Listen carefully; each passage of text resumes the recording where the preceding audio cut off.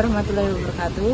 Perkenalkan, saya Gita Rizkyanindita Putri dengan NIM 24040330051, Program Studi Pendidikan Sejarah, kelas A, Fakultas Ilmu Sosial, Hukum dan Ilmu Politik, Universitas Negeri Yogyakarta.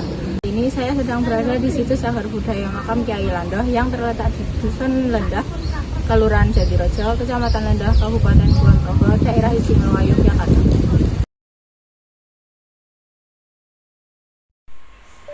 Situs Makam Kyai Landoh terletak di Dusun Lendah, Kelurahan Jatirejo, Kecamatan Lendah, Kabupaten Kulon Progo, Daerah Istimewa Yogyakarta.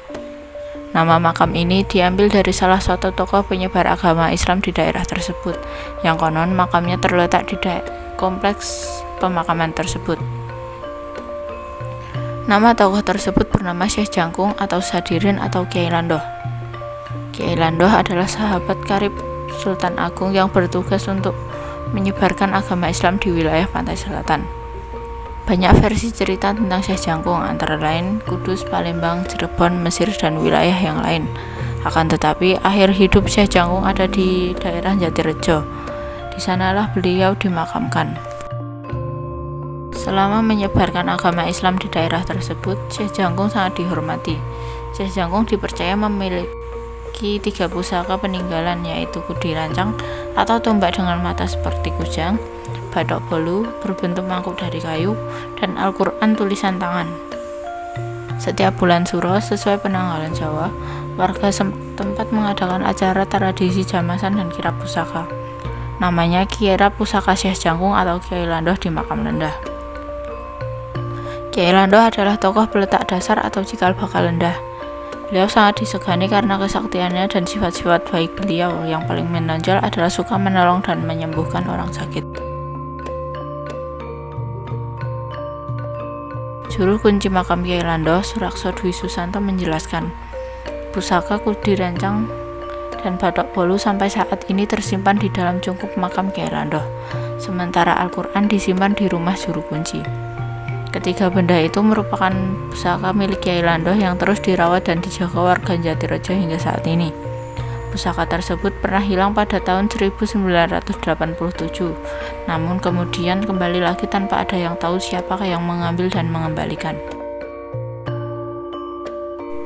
Berdasarkan cerita turun-temurun, pada tahun 1814 di wilayah itu terjadi pagebluk atau wabah penyakit.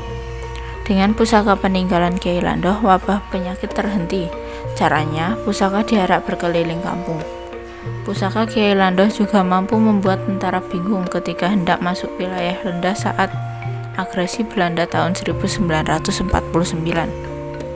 Sekretaris Kawedanan Hageng Panitrapura Kraton Kesultanan Yogyakarta sekaligus Ketua Paguyuban Abdi dalam Kraton KRT Gondo Hadiningrat memaparkan, sejarah Kyai Landoh atau Syekh Jangkung tengah dicari dokumen-dokumennya di Keraton Jogja untuk menebalkan cerita turun-temurun. Keraton menginventarisasi situs-situs bersejarah makam Kyai Landoh yang jelas ada kaitan erat dengan keraton. Juru kunci di sini juga seorang abdi dalam. Rekam jejak Kyai Landoh yang tercatat di buku Warisan Budaya Tidak Bergerak, terbitan Dinas Kebudayaan Pariwisata Pemuda dan Olahraga Kulon Progo 2011, Kyai Landoh atau Syekh Jangkung menikah dengan Raden Ajeng Retna Jumali yang merupakan adik dari Sultan Agung Hanyokrokusumo. Kyai Landoh dipercaya masyarakat sebagai orang yang membuka daerah Lendah sampai Galur hingga saat ini.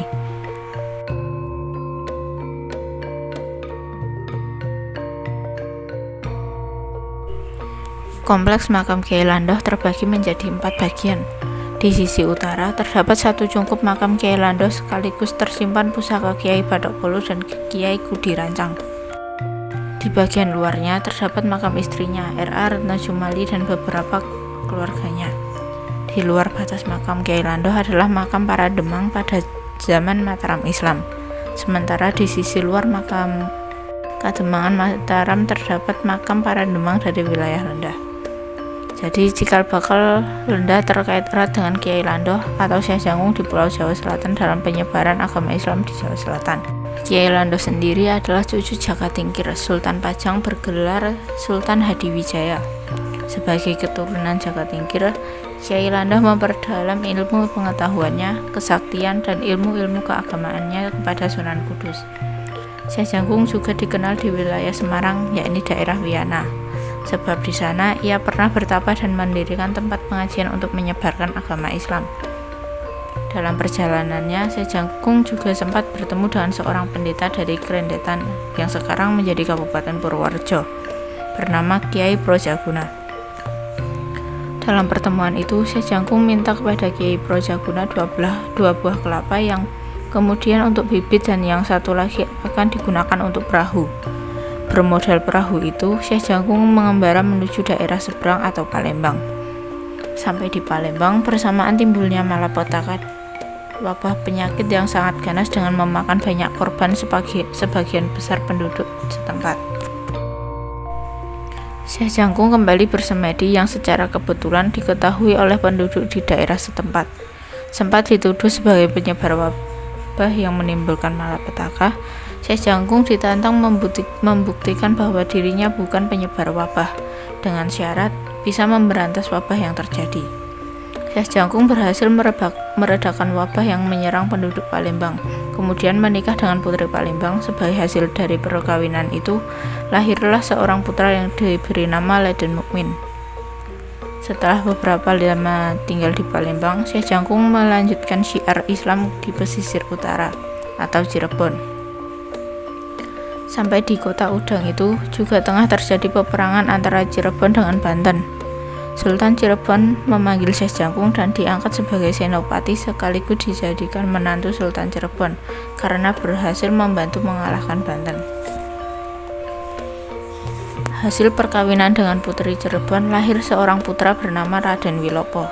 Seperti halnya di Palembang, setelah meninggalkan anak istrinya dengan tujuan menyebarkan agama Islam, Syekh Jangkung sampai di Telaga Krapyak Mataram. Mataram pada waktu itu diperintah oleh Sultan Agung. Di Telaga Krapyak, kesaktian Syekh Jangkung didengar oleh Sultan Agung yang kemudian mengangkatnya sebagai saudara tua. Mempererat tali persaudaraan, Syekh Jangkung kemudian dinikahkan dengan kakak perempuannya yang bernama Raden Ajeng Retna Jumali. Dalam penggalan jejak Syekh Jangkung, ia sempat diharapkan tinggal di keraton oleh Sultan Agung setelah mampu membantu menggagalkan rencana serangan dari Mesir. Namun, permintaan tinggal di keraton ditolak karena alasan ingin lebih leluasa mengamalkan ajaran agama Islam di luar keraton. Syekh Jangkung kemudian meminta Sultan Agung agar diberi tanah di daerah sebelah barat Sungai Progo. Permohonannya dikabulkan. Syekh Jangkung kemudian kembali bertapa dan oleh murid-muridnya mendapat nama baru, yaitu Kiai Landoh. Asal mula nama Landoh berawal dari Syekh Jangkung mempunyai seekor kerbau kesayangannya, yaitu Kebo Landoh atau kerbau yang tanduknya ke bawah, yang digunakan sebagai kendaraannya. Hingga pada akhirnya Syekh Jangkung mengatakan kembali kepada murid-muridnya kelak, di kemudian hari daerah ini akan saya beri nama Landoh. Dari nama Landoh inilah kini dikenal dengan nama Lendah, kata KRT Gondo Hadiningrat. Makam Syekh Jangkung hingga saat ini masih sering dikunjungi sebagai tempat wisata sejarah.